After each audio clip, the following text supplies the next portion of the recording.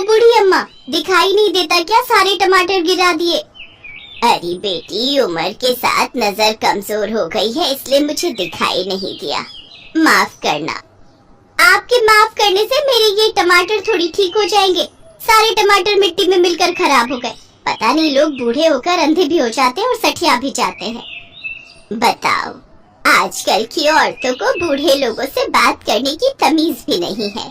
जिस दिन खुद बूढ़ी होगी ना, उस दिन पता चलेगा। बूढ़ी औरत वहाँ से दुखी होकर चली जाती है। सुहासिनी को बड़े बूढ़ों से बात करने की बिल्कुल भी तमीज नहीं थी। यहाँ तक कि वो अपनी खुद की सास के साथ भी ऐसा ही व्यवहार करती थी। उसे बूढ़े लोग कहीं दिख जाए तो उन्हें सुनाना शुरू कर देती थी। अरे सुहासिनी बहू, जरा सुई में धागा डाल दे।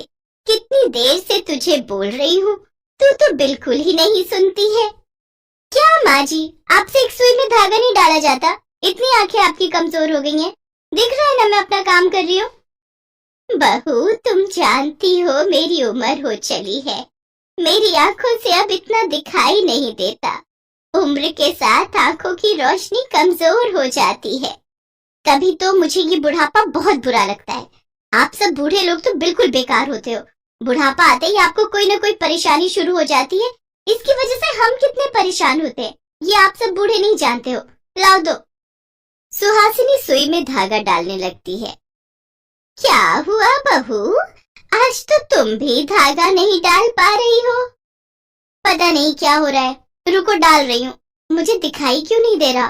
पता नहीं आंखों को क्या हो गया। ये लो, डाल दिया। दिमाग खराब करते रहते हैं।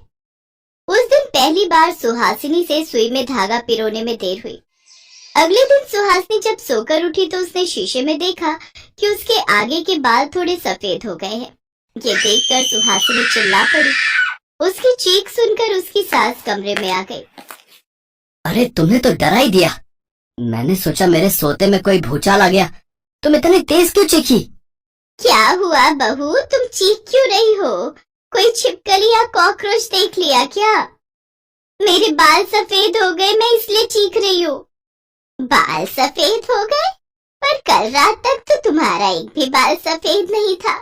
बहू, एक रात में बाल कैसे सफेद हो सकते हैं?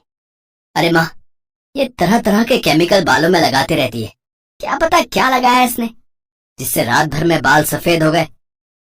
सुबह सुबह नींद खराब कर दी। नहीं माँ जी, मैंने कुछ भी नहीं लगाया। पता नहीं मेरे इतने सुंदर काले बाल सफेद कैसे हो गए। सुहासिनी परेशान हो जाती है कि एक रात में उसके बाल सफेद कैसे हो गए, पर वो ये नहीं जानती थी कि ये उसके बुढ़ापे की निशानी है। वो बूढ़ी हो रही है और ये सब कारनामा अनोखी नाम की एक भूतनी का था। अनोखी एक बूढ़ी भूतनी थी। वो सुहासिनी के घर के पास सड़क पर बने एक विशाल पेड़ पर रहती थी। अनोखी रोजाना सुहासिनी को बूढ़े लोगों के साथ गलत व्यवहार करते देख रही थी, इसलिए उसने ठान लिया था कि वो सुहासिनी को सबक सिखाकर ही रहेगी। अब आएगा मजा। बड़ा मजाक उड़ाती थी ना हम बूढ़ों का। अब खुद बूढ़ी होगी ना, तब इसे पता चलेगा कि कभी भी किसी का मजाक नहीं उड़ाना चाहिए। इधर अनोखी भूतनी सुहासिनी को सबक सिखाने के लिए उसे बूढ़ा कर रही थी। उधर सुहासिनी अपने आप को एकदम से बूढ़ा होते देख परेशान हो रही थी। सुहासिनी के बाल बहुत सफेद हो गए, उसके दांत भी कुछ कमजोर हो गए और चेहरे पर झुर्रियां आ गई। सुहासिनी को देखकर ऐसा लगता था कि वो कोई 70 साल की बूढ़ी है। अरे दादी माँ, कितनी देर लगाओगी? अरे कितनी देर से आलू छांट रही हो? अरे मुझे और भी घरों में सब्जी बेचनी है। मैं तुझे दादी दिखाई देती हूँ? पता भी है मेरी उम्र कितनी है? होगी 70 साल। अब बूढ़ी हो तो दादी माँ ही बोलूंगा ना। बूढ़ी होगी तेरी माँ। चल जा यहाँ से, नहीं लेनी मुझे सब्जी। अरे अजीब लोग हैं। बुढ़ापा आ गया पर स्वीकार नहीं करना कि बूढ़ी हो गई है। क्या हुआ सुहासिनी, तुमने सब्जी नहीं ली? मैं परेशान हो गई हूँ। सब मुझे बूढ़ी बोलते हैं। मैं क्या सच में बूढ़ी लग रही हूँ माँ जी? तभी अनोखी भूतनी की आवाज आती है। बूढ़ी अम्मा। ये किसकी आवाज थी? लगता है मेरे कान बजने लगे हैं। नहीं, मुझे बूढ़ा नहीं होना। मुझे ये क्या हो गया है? मुझे कुछ समझ नहीं आ रहा। चल तुझे किसी डॉक्टर को दिखा लेती हूँ। देख बुढ़ापा आता है तो कितनी परेशानी होती है। ला थोड़ा काम मैं कर देती हूँ।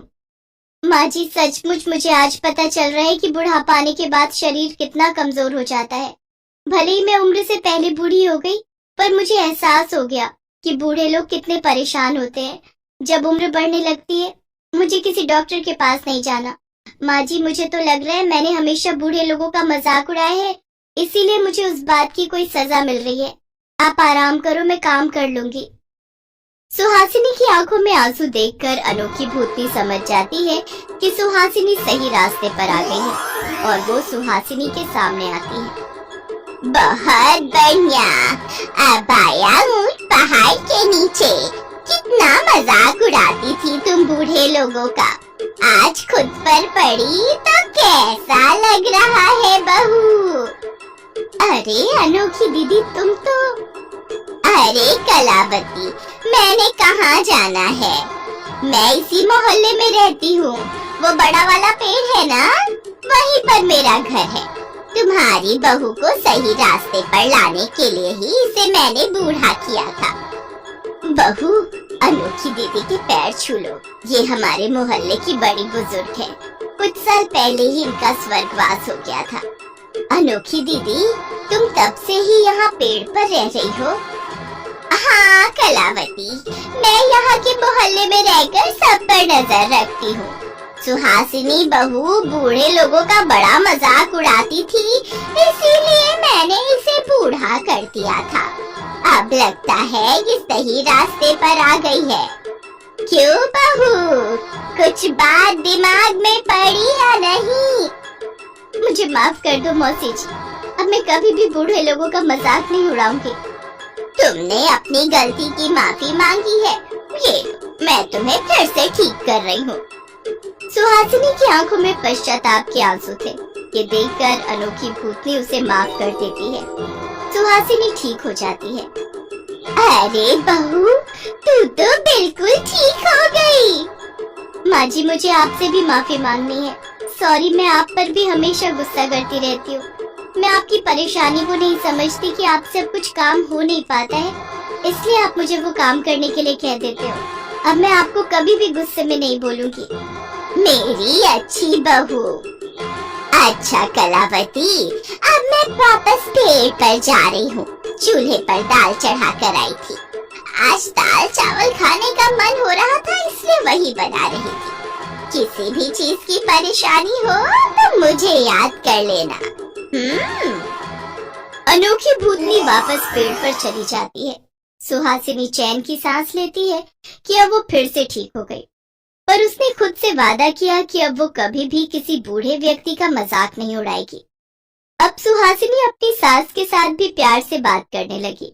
जब भी उसकी सास से कोई काम ना हो पाए तो वो झट से आ जाती थी और उस काम को कर देती थी। अपनी बहू में आए बदलाव को देखकर कलावती भी बहुत